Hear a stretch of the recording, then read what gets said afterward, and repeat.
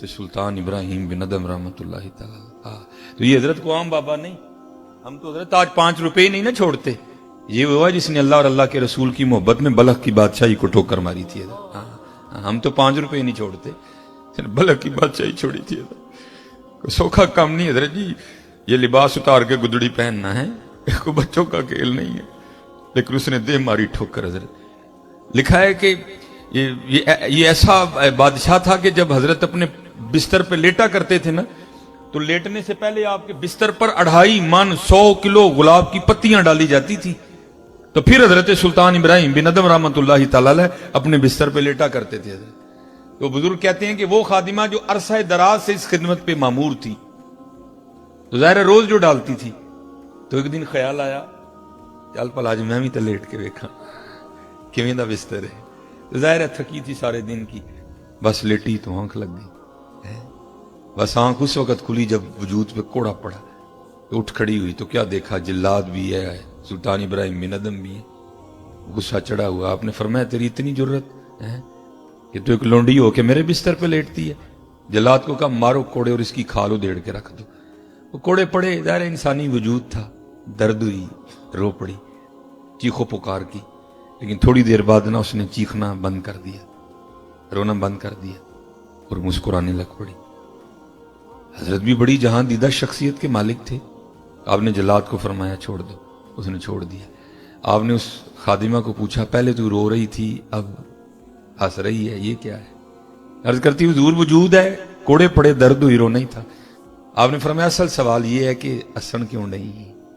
عرض کی تھی حضور اے سوچ کی ہسیاں میں سون لی تو نہیں سا لیٹی ہے، میں تو دیکھنے کے لیے لیٹی تھی، تو اتنے کوڑے پڑے ہیں، یہ سوچ کے مسکرا رہی ہوں جو کئی سالوں سے سو رہا ہے اس کو کتنے پڑیں گے؟ جڑا کئی سال تو سون رہے انہوں کنے پینے نے۔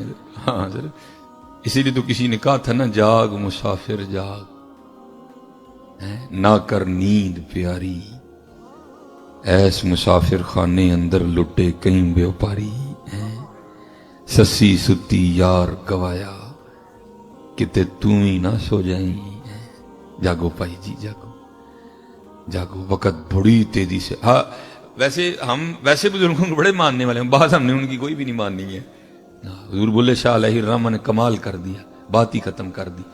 آپ نے فرمایا پائی ایویں نہ تو کسی پلیکے چ پیا پھری، ہاں اوتھے عملاں دے ہونے نہیں نبیڑے، کسے نہیں تیری ذات پوچھنی، اس لیے محنت کرو حضرت جی، محنت۔ اور حضرت جی حقیقت بات ہے، ہم چھوڑنے، یہ آزمائش ہے نا بھائی، یہی تو امتحان ہے۔ وہ لکھا ہے نا، مولانا روم نے لکھا کہ ہارون الرشید کا دربار تھا، محمود غزنوی کا دربار تھا، بادشاہ وقت تھا نا، موج آئی، وزیر خزانہ کو کہا جتنے ہیرے جواہرات ہیں نا سارے لا کے رکھ، سامنے رکھ دیے۔ فرمایا دربار کا دروازہ بند کر، جو اندر ہے باہر نہ جائے، جو باہر ہے اندر نہ آئے۔ سارے رکھ کے نا اعلان فرمایا جو جس پہ ہاتھ رکھے وہ اس کا، جو جس پہ ہاتھ رکھے وہ اس کا۔ وہ مولانا روم فرماتے ہیں مثنوی شریف میں، ایک خادمہ کھڑی ہے کہ حضور اپنے فکرے پہ غور فرما لیں۔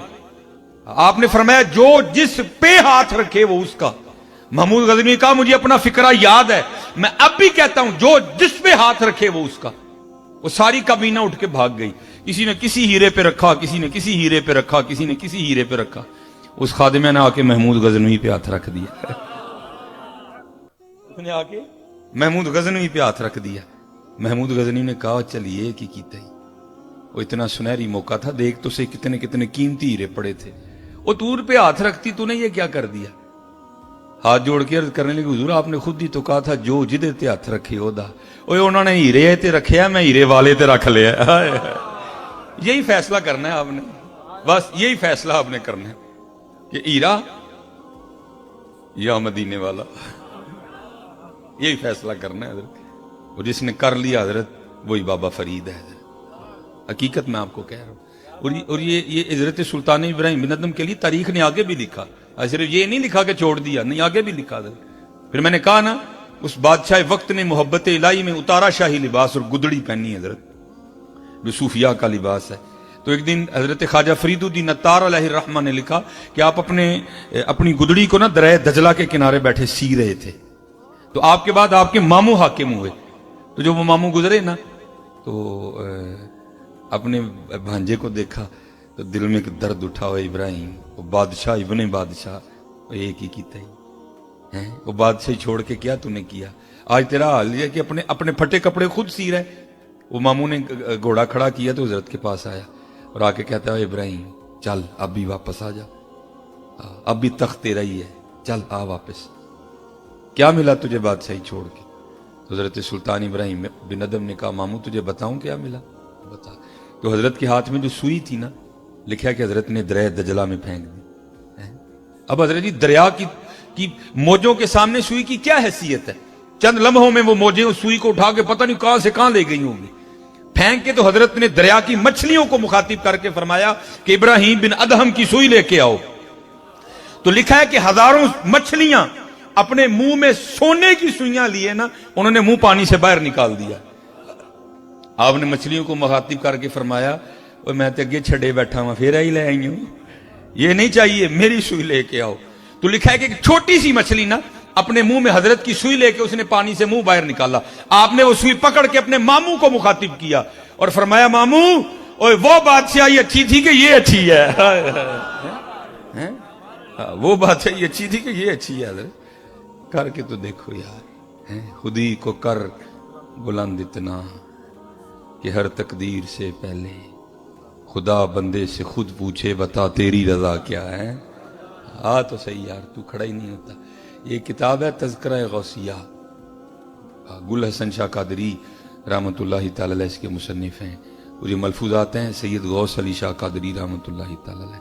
حضرت کا انڈیا پانی پت میں حضرت کا مزار ہے, بہت بڑی ہستی ہوئی ہے. وہ لکھا ہے کہ جمنا ندی میں نا باڑھ آ گئی, سیلاب آ گیا, اور دریا نے نا وہ حضرت کے گاؤں کا رخ کر لیا, شاہ صاحب کے گاؤں کا. اب حضرت سب کو پتا ہے پانی پہ کس کا زور ہے بھائی, پانی کو کون کہے کہ نہ اس طرف آ. وہ سارے لوگ اکٹھے ہو کے نا شاہ صاحب کی خدمت میں حاضر ہوئے. آگے عرض کی تھی حضور پانی جڑا نا وہ پنڈ نو ٹر پہ ہے. ابھی تو بند نے پانی کو روکے ہوئے ہے, لیکن لگ رہا ہے کہ یہ بند ٹوٹ جائے گا اور سارا گاؤں بہ جائے گا. اب دعا فرمائیں کہ اللہ پانی کا رخ موڑ دے. موجی بابے ہیں حضرت یہ بھی. شاہ نے فرمایا سارے کئیاں چکو تے میرے نال دریا چلو. وہ سب آ گئے. سب سے پہلے حضرت بند پہ چڑھے اور آپ نے نا وہ بند توڑنا شروع کر دیا, اور لوگوں کو کہتے ہیں توڑو تسی. اب فقیر کی بات کسے سمجھ آئے حضرت؟ لوگوں نے کہا بھائی یہ بند ہی تو ہے جس نے بچایا ہوا شہر کو, اگر بند ٹوٹ گیا تو گیا سارے کا سارا شہر ہی. وہ کسی نے بند نہیں توڑا بلکہ قبلہ شاہ صاحب کو برا بھلا کہتے ہوئے نا چلے گئے اور جا کے چھتوں پہ چڑھ گئے کہ ابھی پانی آیا تو ابھی پانی آیا, لیکن پانی نہیں آیا. شاہ اور کلے مونڈے دے کئی راکے پہ آن. اس وقت تو قبلہ کی طرف کسی نے توجہ نہیں کی, سارے گئے. تو جا کے کیا دیکھا کہ دریا 2 کوس پیچھے چلا گیا. دریا نے اپنا رخ ہی بدل لیا. بڑے حیران ہوئے. سارے شاہ صاحب کی خدمت میں آئے, پہلے اپنے قصور کی معافی چاہی. شاہ صاحب نے معاف کر دیا. عرض کر دیں حضور یہ راز بھی تو بتائیں نا, پانی 2 کوس پیچھے کس طرح چلا گیا؟ آپ نے فرمایا خود ہی کہہ رہے ہو راز ہے تو پھر راز کو راز ہی رہنے دو. نہیں عرض کی حضور بتائیں. تو آپ نے فرمایا وہ جدوں میں پہلا ٹک لایا نا بن نو, پہلی کئی ماری تو پھر تانوں ہی کیا مارو, تو تھی تو ماری کوئی, تھی تو ٹر گئے. تو میں ماردا رہا تے نال عرض کردا رہا یا اللہ اے پانی جے ساڈے پنڈ نو ٹریا ہے نا تے تیری مرضی نہ ٹریا ہے. آپ ہی تے نہیں پانی آ سکتا ہے, تیری مرضی نہ ٹریا ہے. تے پھر تیری مرضی ساڈا پنڈ ڈوبن دی ہے تے میں تے تیرا بندہ ہاں تے میں تیری رضا تے راضی ہوں, میں رل کے ڈوباں گا تیرے نال.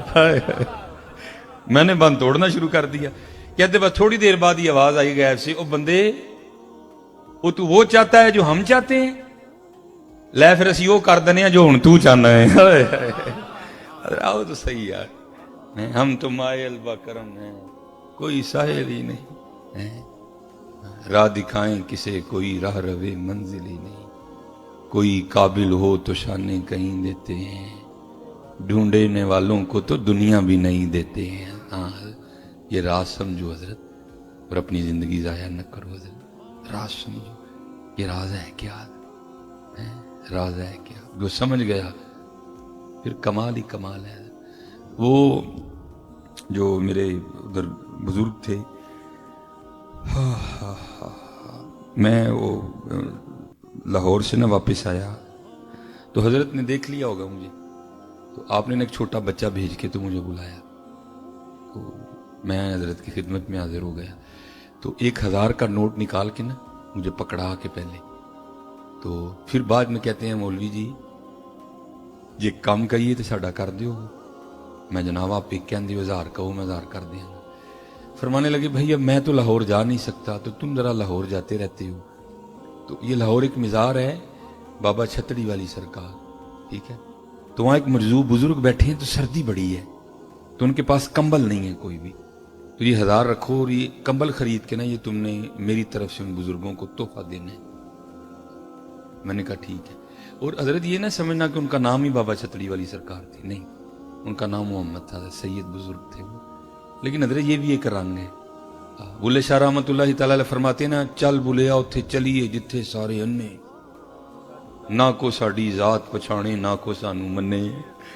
तो जो तो निकल सकता था ना वो तो निकल गया, तो जिसे नहीं ना निकला गया फिर उसने अपना नाम ही बदल दिया। इस कदर फना था, इस कदर हजरत फना थी, हमारा नाम ले ही कोई ना, नाम ही बदल दिए इन लोगों ने हजरत अपने। उनका नाम बाबा छतड़ी वाली सरकार नहीं, नाम उनका कुछ और था। तो क्योंकि हमारा वो रास्ता था, तो मैंने अर्ज की हुजूर काम हो जाएगा। खैर हम लाहौर आ गए, तो आपको पता है हजरत जी 1000 में नहीं आता कंबल कोई भी, ठीक है जी। तो लाहौर में ज़रा एक ऑप्शन मौजूद है लंडे का, कि वहाँ से बड़ी बड़ी कीमती चीज़ें भी जो है ना ज़रा थोड़ी सस्ती मिल जाती हैं। तो हम फिर चले गए, हमने वहाँ बहस करके अपने खान भाई से ना एक बड़ा गर्म सा कंबल 800 में ले लिया, 200 मैंने बचा लिए कि जब सियालकोट वापस जाऊंगा ना तो बाबा जी को जाके 200 दूंगा तो बड़े खुश होंगे हैं।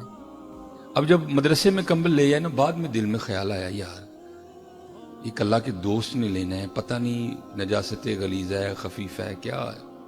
हमने फिर उस कंबल को धोया भी, 3 पानियों से हमने उसे पाक किया। ज़रा सर्दी थी, सूखते थोड़ा टाइम लग गया, तो बस सूख गया। तो हम ले के ना उसको मज़ार शरीफ पे चले गए। जब वो मज़ार पे गए ना, तो अल्लाह की करनी कि उस वक्त वहाँ कोई बंदा नहीं मौजूद था, सिर्फ एक ही बंदा था, लेकिन वो भी बंदा किसी वक्री दुनिया में पहुंचा हुआ था। उसकी खामोशी में भी बड़ा रोब था। तो इतनी हिम्मत नहीं हुई कि उससे पूछूं कि हजरत आप ही मजलूब हैं, लेकिन उसकी खामोशी भी कह रही थी कि हाँ मैं ही मजलूब हूँ। लेकिन फिर भी दिल में ख्याल आया नहीं भाई ये वसवसा भी तो हो सकता है ना, चलो किसी से पूछते, बंदा ही कोई ना मिले हमें। खैर जब काफी वक्त गुजर गया ना, मगरिब की नमाज का वक्त करीब आ गया, हमने मदरसे पहुंचना था, तो फिर मैंने कहा ठीक है भाई जो है सो है। मैंने इस तरह करके ना कंबल उनके कंधों पे डाला, तो जाग रहे थे लेकिन बोले नहीं। ओ भाई तू कौन है, ये क्यों मेरे कंधों पे तू कंबल दे रहा है, नहीं बोले। फिर मैंने कंबल इस तरह भी कर दिया, वो फिर भी नहीं बोले है कि तू कौन है, क्यों कंबल दे रहा है मुझ पे। लेकिन जब मैं तसल्ली करके जाने लगा ना, तो फिर बाबा हरकत में आया और उसने पीछे से मेरी कमीज पकड़ ली। जब उन्होंने कमीज पकड़ी तो मैं भी रुक गया, और मैंने मुड़ के ना उनकी जानिब देखा, तो फिर मुझे मुखातिब करके कहते हैं मौलवी जी कंबल तो दे चले हो, जरा 200 बचिया भी तो दे के जाओ ना। कंबल तो दे चले हो, जरा 200 बचिया भी तो दे के जाओ ना। ओए होए हजरत उसने मेरे पैरों के नीचे से जमीन निकाल दी। मेरा पहला झटका था कि मैंने 11 kV को हाथ डाला, उसने मेरे पैरों के नीचे से जमीन निकाल दी। सख्त सर्दी थी लेकिन मेरे सारे वजूद पे पसीना आ गया। मैं घबरा गया, यार ये बाबा क्या चीज है। वो 130 किलोमीटर का फासला है सियालकोट और लाहौर में, लेकिन लाहौर में बैठे भी इसे पता है कि कंबल का 1000 दिया गया है। इसको यहां बैठे भी पता है कि कंबल 800 में खरीदा गया है।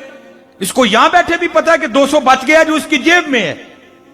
तो फिर उस दिन मैं सीख के आया था, चाहे तो इशारों से अपनी काया ही पलट दें दुनिया की, ये शान है खिदमतगारों की, सरकार का अलम क्या होगा है हजरत। अल्लाह अकबर या रसूल।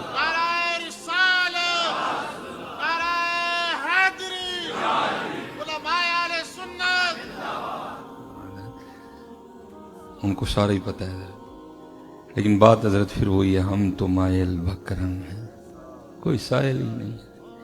ये बुजुर्ग फरमाते हैं कि जब हजरत गाजी इल्मुद्दीन शहीद रहमतुल्लाहि तआला अलैह को सजा हो गई ना, तो हजरत बेकरार दिलों को कहाँ चैन आ रहा था।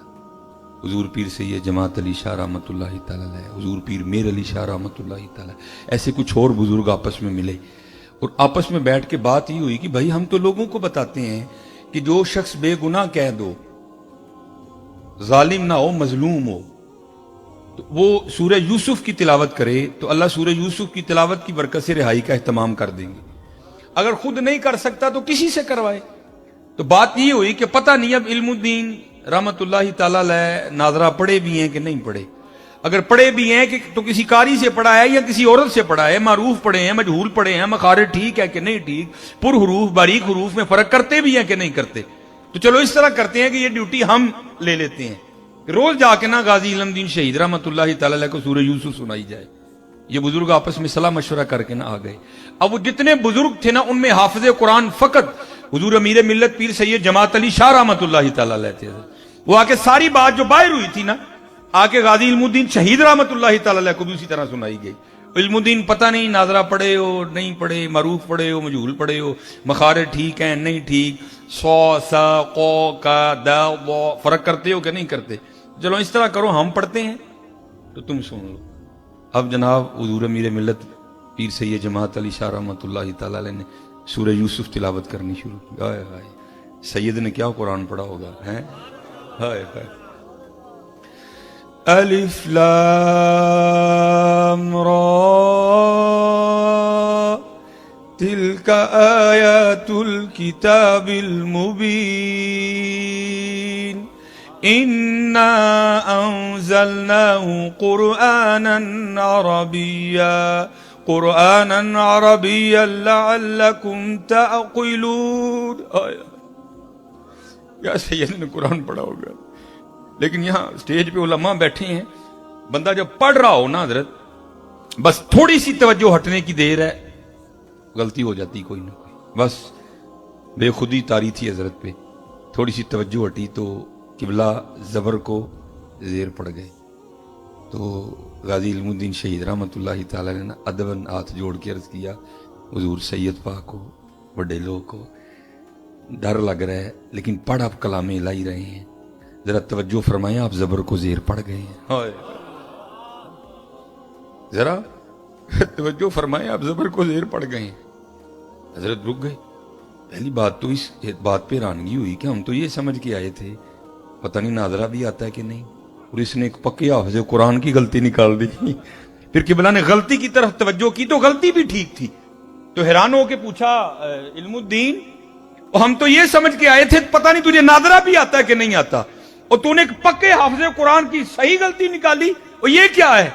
تو عرض کی حضور آپ وہ ہیں جنہوں نے پھٹیوں پر بیٹھ کر استاذہ سے پڑھا ہے، اور علم الدین وہ ہے جس نے نگاہ مصطفیٰ سے پڑھا ہے.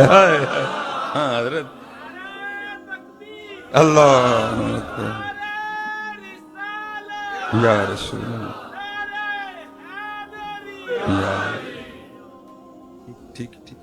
ہاں حضرت بات پھر وہی ہے، ہم تو مائل و کرم ہیں کوئی سائل ہے، راہ دکھائیں کسے کوئی راہ روے منزل ہی نہیں. حضرت جی اسی تے بازیاں لاندہ نہ عشق رکھ چھڑے ہیں نا. عشق سو کا کام ہے، عشق سو کا کام ہے. ہم نے تو بازیاں لگانے کا نام عشق رکھ دیا نا، عشق بڑا ڈاڈا. لیکن حضرت جی کر لو یار کر لو، وقت بڑی تیزی سے گزر رہا ہے.